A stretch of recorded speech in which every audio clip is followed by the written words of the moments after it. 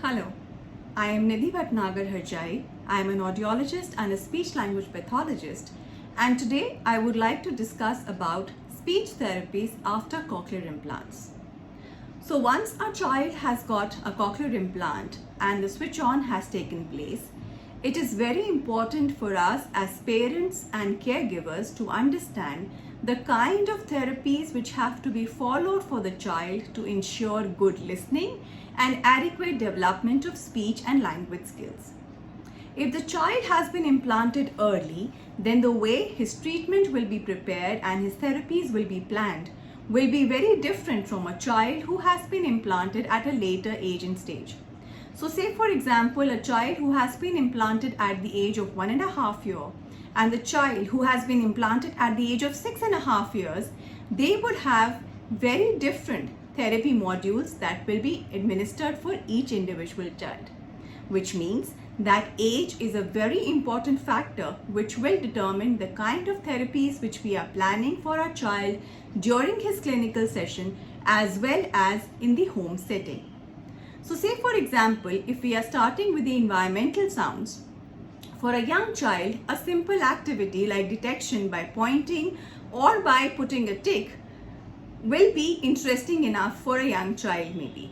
But the same activity or the same method for teaching a child who is 7-year-old will not give us much success, or sooner or later we will see that the child will not find the session engaging enough and will lose interest in performing during the session both in the clinic as well as at home.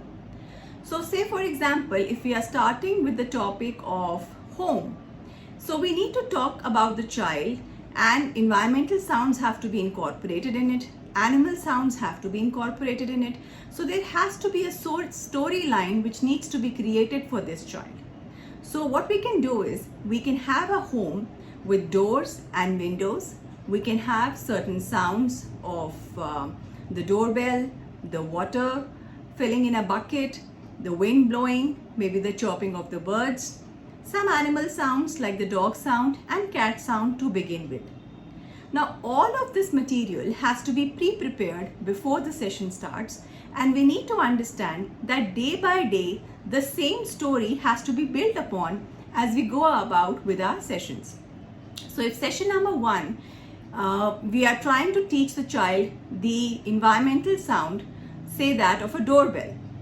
So we need to have recorded sounds and play those sounds at an appropriate time, and at the same time indicate to the child that the doorbell has rung. So if we hear the sound ting tong, then we need to tell the child, oh, that's the doorbell. Let's look at the door. Did you hear that? Did you hear the sound of the doorbell? So that is how we will progress with the sound of the doorbell.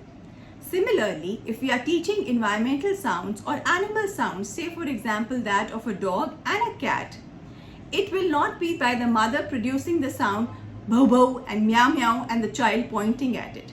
There has to be a reference to context. So say for example, we can create small size cards with one card probably showing the picture of a bone and another card, small cards, which will be showing a pan of milk or a bowl of milk for the cat. So by giving a reference to the context that both the dog and the cat are hungry, and let's see who is going to ask for food first. And you play the sound in the background. Say for example, it's a dog sound. You hear bow bow in the background. And then the mother says, oh, looks like the dog is hungry. Did you hear the dog barking? Did you hear the dog sound? So if we hear the dog sound, we are going to give him the bone. The dog is hungry. He's asking for the bone. Similarly, while you are teaching the cat sound will be played in the background. Say for example, you hear meow in the background, which is a pre-recorded real animal sound. And thereby we say, oh, I just heard the kitty. I think the cat is hungry. I think she's asking for milk. Let's give her the bowl of milk. So there has to be a story which has to be created. So if you're spending 1 or 2 sessions with these particular activities, Then session number 3 or session number 4 has to continue with the same characters in the same house setting. So you are incorporating the doorbell, you are incorporating the animal sounds, you are incorporating the names of family members who are living in the house. So what we need to understand that the practice or the session which is being done on day 1 does not have to be isolated from what we are going to do on day 2 or day 3. There has to be a continuum which we are going to follow in the entire week so that the child understands, he builds upon his cognitive skills, and the age appropriate activity which we are doing with the child will keep him happy, engaged, and will enhance learning.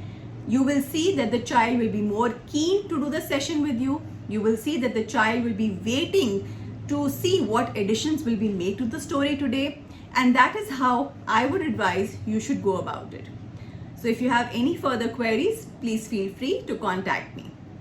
We'll be discussing more topics in the near future. Thank you.